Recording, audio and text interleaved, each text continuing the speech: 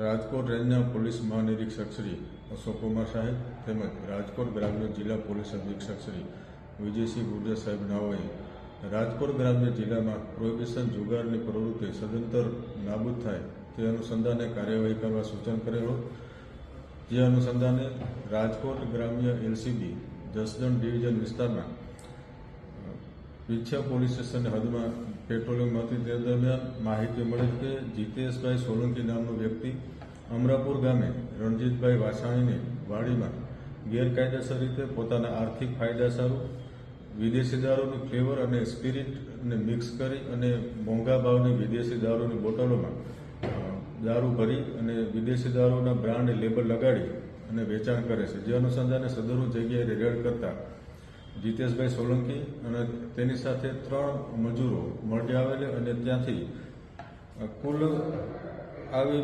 વિદેશી દારૂની બોટલો 218, કુલ કિંમત 68,016 રૂપિયા તથા વિદેશી દારૂ અને દારૂ બનાવવાની લિક્વિડ 30 લીટર 51,900ની કિંમત મળી આવેલ છે. તેમજ અન્ય સામગ્રી સાથે કુલ મુદ્દામાલ 1,28,396નો કબજે કરવામાં આવેલ છે.